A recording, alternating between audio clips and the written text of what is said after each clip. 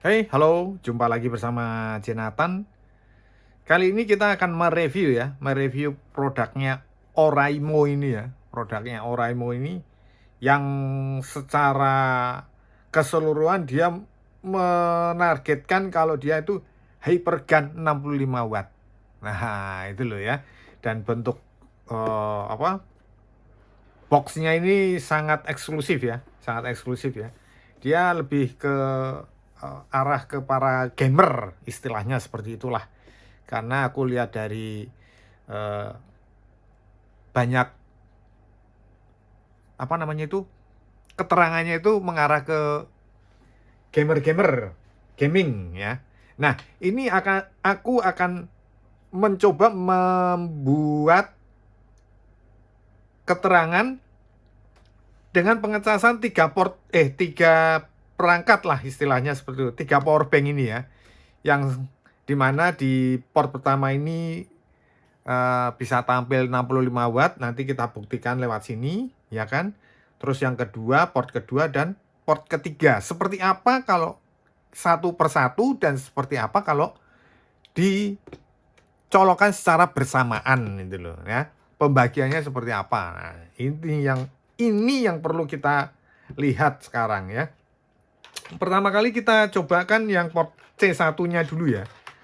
Kalau kemarin kan kita hanya sekedar unboxing ya. Nah, sekarang kita coba ke C1-nya dulu ya. C1-nya dulu ini harus ya tembus sekitar ya 65 watt lah. Tapi ya, biar aku kasih tahu ya, walaupun di sini tercantum 65 watt, ya dia tidak akan masuk sampai 65 watt. Nah, itu udah patokan ya. Dia hanya masuk sekitar 60. 60 itu udah bagus ya, 60. Jadi ya sekitar 59. Ya, seperti itu. Nah, ini aku tunjukin dulu. Yang pertama ya. Ini masih di 42 malah nih. Ini ngerestart. Nah, sekarang sudah mulai ya.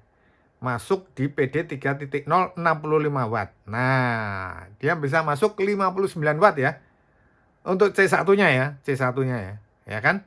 Nah, sekarang kita pindah ke C2 ya. C2-nya apakah seperti itu juga, kita cobakan. Ah, kita cobakan ya. Sama-sama. Nah, sama ternyata ya. Hasilnya sama ya. PD 3.0 65 watt dan dia bisa mencapai 59 watt. Ya. Jelas ya. Sekarang kita cobakan ya. Ini posisi di port C1 ya, C1. Ketika C2-nya dilakukan pengisian ya. C2-nya kita lakukan pengisian, itu akan perubahan di C1-nya itu seberapa gitu ya. Nah, ini kita cek sama-sama. Ya kan? Ah.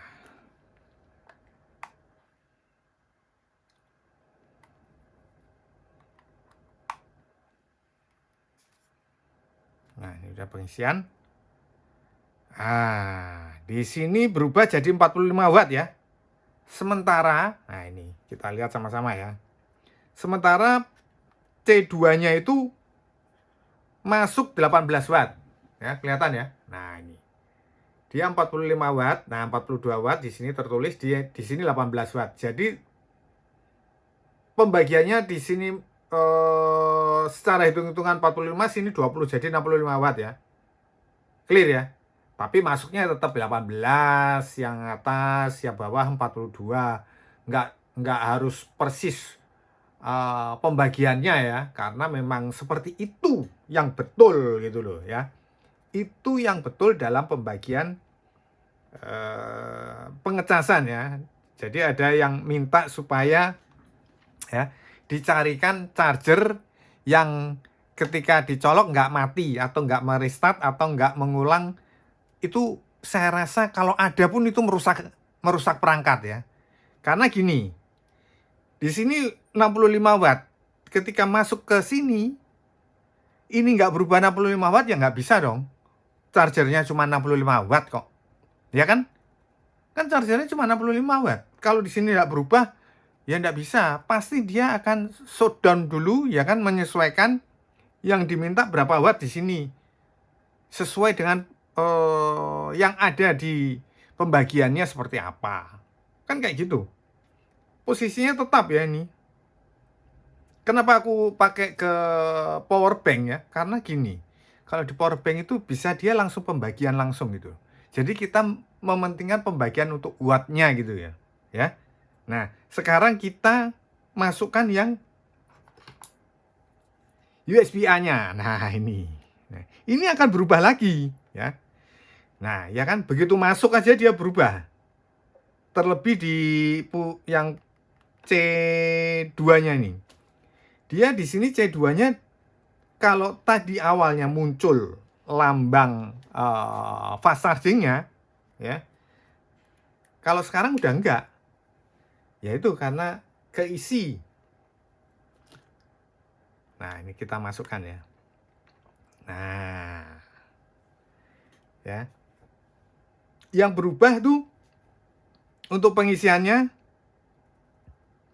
C2 sama USB-A-nya. Dia akan membagi 10-10.